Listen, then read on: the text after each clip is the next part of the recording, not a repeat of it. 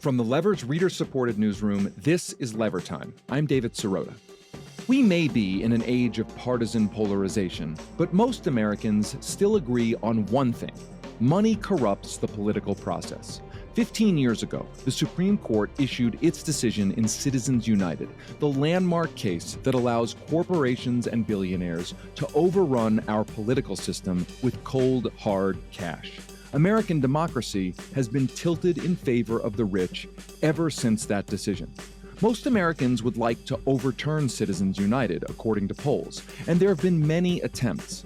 But two new Supreme Court cases, including one originally spearheaded by Vice President JD Vance, could go in exactly the opposite direction. They could eliminate the last restrictions on campaign donations, and they could have struck law enforcement's efforts to halt outright bribery. Today on Lever Time, we're going to take a deep dive into the current state of the Citizens United era. In this first episode of a special multi-part investigative podcast series, we're going to take a look at how conservatives are trying to accelerate their plan to deregulate the campaign finance system and what options still exist to stop them. That's all coming up on today's episode of Lever Time.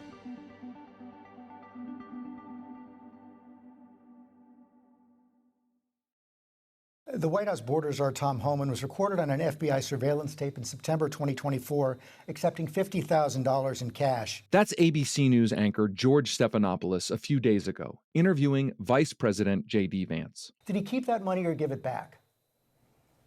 George, you've covered the story ad nauseum. Tom Homan did not take a bribe. Last September, Tom Homan, Donald Trump's current border czar, was reportedly caught on tape accepting a paper bag filled with $50,000 in cash from undercover FBI agents during a sting operation. The undercover agents were posing as business executives, seeking government favors if Trump was reelected. Although Homan was not a government official at the time, he allegedly accepted the money in exchange for promises of immigration-related government contracts if and when he joined Trump's administration. I mean, call me crazy, but that sounds like a bribe, right? Well, apparently not if you're JD Vance. You said he didn't take a bribe, but I'm not sure you answered the question. Are you saying that he did not accept the $50,000? He did not take a bribe. Did he accept $50,000? I'm sure that in the course of Tom Homan's life, he has been paid more than $50,000 for services. The question is, did he do something illegal? That really is the question. Despite the bribery scandal, Trump appointed Homan to his administration.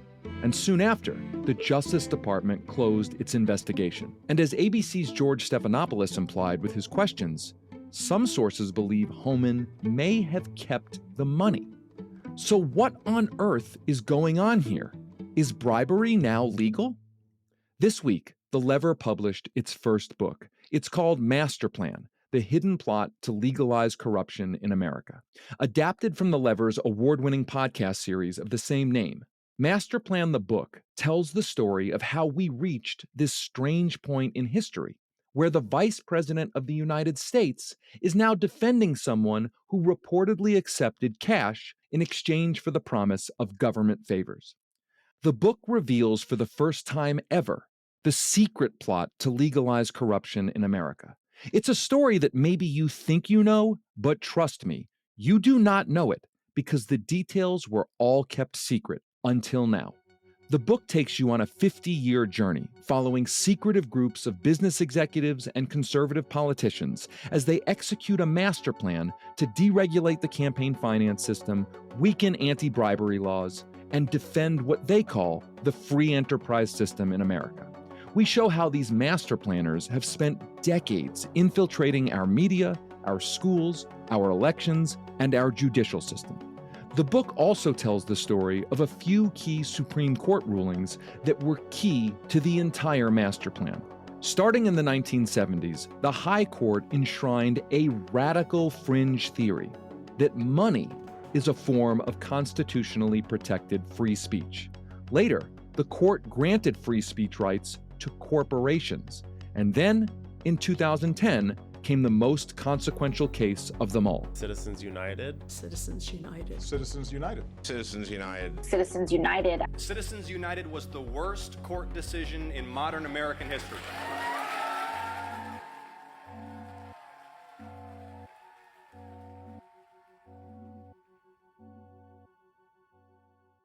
The Citizens United opinion overturned decades of campaign finance laws.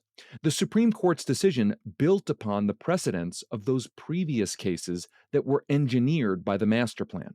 The ruling non-ironically insisted that, quote, independent expenditures, including those made by corporations, do not give rise to corruption or the appearance of corruption. That's a direct quote. And from that assertion, the ruling then declared that such corporate spending to buy elections can never be limited. That landmark decision opened the floodgates, allowing a tidal wave of corporate and billionaire money into American politics, often hidden from the public eye. Here's former President Barack Obama at a press conference talking about the Citizens United ruling during his second term. There aren't a lot of functioning democracies around the world that work this way, where you can basically have millionaires and billionaires bankrolling whoever they want, however they want, in some cases undisclosed.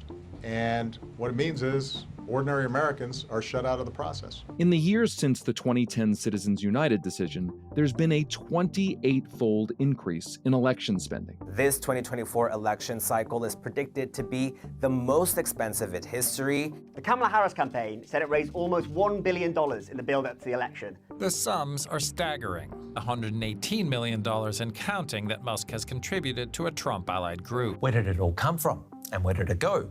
And was it worth it? According to data from the Roosevelt Institute, nearly 20% of all spending during the 2024 federal election came from mega donors and their families, a total of $2.6 billion. Still, Citizens United left a few guardrails in place, like campaign contribution limits. But now, those last remaining regulations could be destroyed.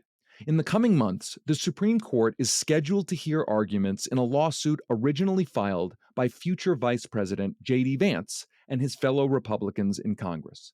Their goal? To reverse the Supreme Court's 2001 ruling that protected limits on coordinated campaign spending. They want to eliminate all restrictions on political parties' coordinated spending with candidates.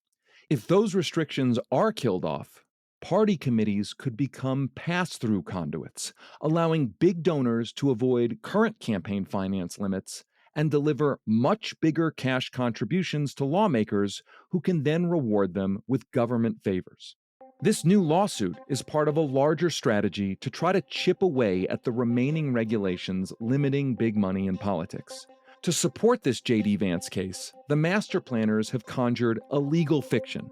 In an amicus brief submitted to the Supreme Court, House Republicans insisted that allowing unlimited coordinated spending between political parties and candidates would be totally fine, because the money would be lumped together with donations from other contributors. House Republicans argue that pooled political money, quote, significantly dilutes the potential for any particular donor to exercise a corrupting influence over any particular candidate. In other words, they're asking the Supreme Court to believe that if a bank's CEO donated millions of dollars to a political party, and the party spent that money in coordination with the candidate's campaign, that money couldn't possibly influence how that lawmaker drafts banking legislation, right? Bullshit. It's a ridiculous argument, but they're making it with a straight face to the U.S. Supreme Court. But you might be wondering, wait, doesn't the public want limits on campaign donations? If getting money out of politics is a popular idea, shouldn't the government be supporting the existing laws? Well, earlier this year, Donald Trump's Solicitor General ended the Justice Department's support of the current law. The Solicitor General also submitted a brief to the Supreme Court asking them to strike down current law. If the old campaign finance law is overturned, even more money could flood into the Republican and Democratic national committees, allowing for even more direct collaborations between mega donors, political parties, and candidates. In other words, this JD Vance case is a very, very big deal. Think of it as Citizens United 2.0. So after the Trump administration bailed on defending current law, who did the U.S. Supreme Court assign to defend the last remaining threads of campaign finance regulations? A conservative attorney named Roman Martinez. He served as a clerk for Chief Justice John Roberts in 2010, exactly when Roberts engineered the original Citizens United ruling. This same conservative attorney, now charged with defending the last remaining campaign finance statutes, he also recently helped the Chamber of Commerce press justices to limit the scope of federal anti-bribery laws. Could somebody play that old Chevy Chase clip here? Isn't that a conflict of interest? Like Citizens United in 2010, this new Supreme Court case only questions a narrow aspect of campaign finance law, the part that governs how much money political parties can spend in coordination with their candidates. But just like Citizens United, the court could go way beyond the narrow issues in this case and use the case as an opportunity to create a whole new precedent outlawing all campaign contribution limits. The court is set to hear the case during its current term. Depending on how justices rule, by the 2026 midterm election, we could be living under a whole new Citizens United 2.0 paradigm, where campaign donations to candidates and the potential for billionaires to buy elections are truly unlimited. And even if this JD Vance case fails, there's one more case also on the horizon. It aims to make it almost impossible for prosecutors to enforce federal anti-bribery laws. We'll hear more about that case after the break.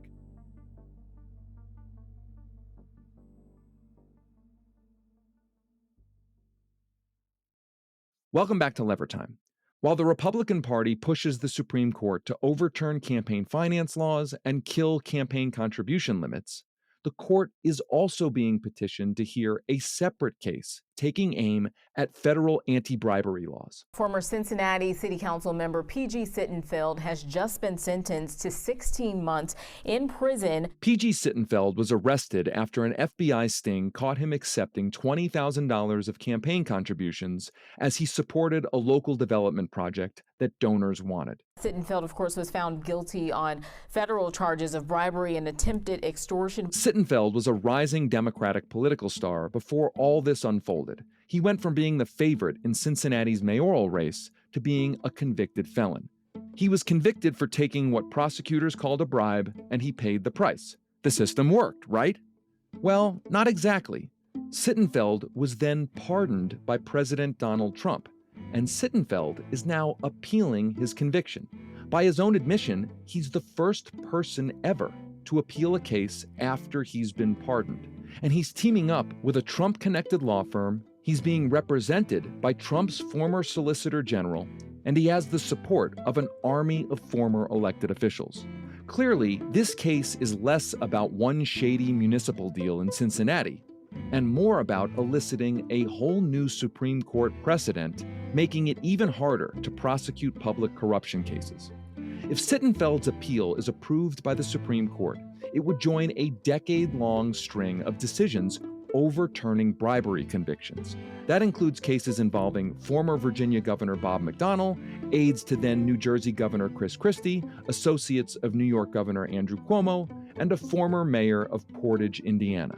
In that former mayor's case, the court went so far as to declare that a public official reaping a payment from the recipient of government contracts is not necessarily engaging in illegal bribery, but is really just accepting a legal, quote, gratuity. It kind of makes you wonder, why is the Supreme Court so chill about bribery? Supreme Court Justice Clarence Thomas is responding to growing criticism about his lavish trips funded by a major GOP donor. Justice Samuel Alito also accepted lavish gifts from another conservative billionaire and didn't disclose it. Oh, right. While Justices Clarence Thomas and Samuel Alito were secretly accepting gifts from billionaires, they were overseeing cases that helped tear down bribery laws. In their view, the real problem in American politics is not egregious corruption, but instead overly strict anti-corruption laws. Sittenfeld's case aims to weaken whatever's still left of the federal bribery statute, and it offers a novel new theory. His lawyers suggest that pay-to-play culture is now so pervasive that it should no longer even be considered a prosecutable crime.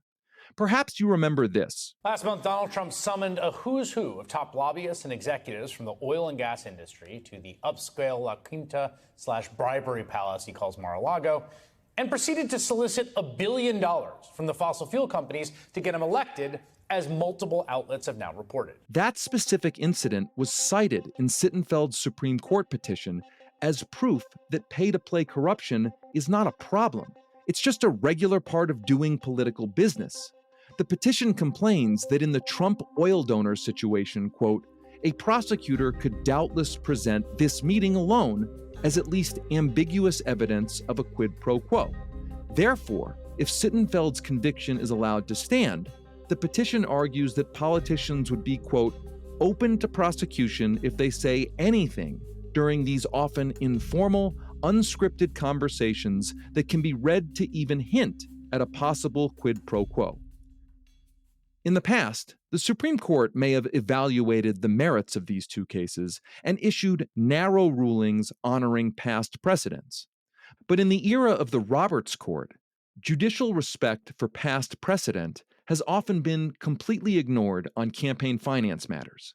By now you're probably thinking, okay, Sirota, so the Roberts Court is about to give Citizens United an upgrade and blow the doors off of whatever's left of bribery laws.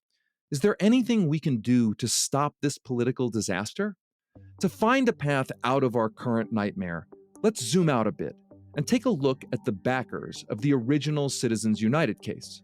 The case takes its name from a small media corporation called Citizens United. In 2008, Citizens United produced a little-noticed documentary film called Hillary the Movie. Over the course of 90 minutes, the film painted Hillary Clinton as a monster. She is steeped in controversy, steeped in sleaze. Ruthless, vindictive, venal, sneaky, ideological, intolerant. Liar is a good one. Scares the hell out of me. Under the old campaign laws, the Federal Election Commission issued an opinion saying the film's distribution would have been electioneering that could be limited. In an alternate universe, the story could have ended there.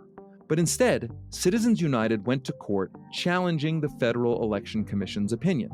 Not because they necessarily cared about the movie, but because they saw a chance to elicit a corruption legalizing scheme hiding behind the First Amendment. As one of the case's legal architects told us in an interview for our new book, the case was carefully engineered to give the new conservative court an opportunity to ignore legal precedent and, quote, go big. It's hard to ignore the parallels with today. With these two new cases, conservative groups hope that their arguments over campaign finance and bribery laws will give the Supreme Court, which is now far more conservative than it was in 2010, another chance to go big, further eroding the laws that govern our elections and limit corruption. It's hard to tell how much more the American public can take. Corruption isn't an academic issue or a low-level concern. It's the crisis creating every other problem. Corruption is why they just defunded nursing homes to cut taxes for the rich. That's Georgia Democratic Senator John Ossoff. Corruption is why you pay a fortune for prescriptions. Corruption is why your insurance claim keeps getting denied. Corruption is why hedge funds get to buy up all the houses in your neighborhood, driving you out of the market, and then your corporate landlord ignores your calls during a gas leak. Corruption is why that ambulance costs $3,000 after you just had to get your choking toddler to the hospital. But even if these two new Supreme Court cases further legalize corruption and weaken our democracy, not all is yet lost.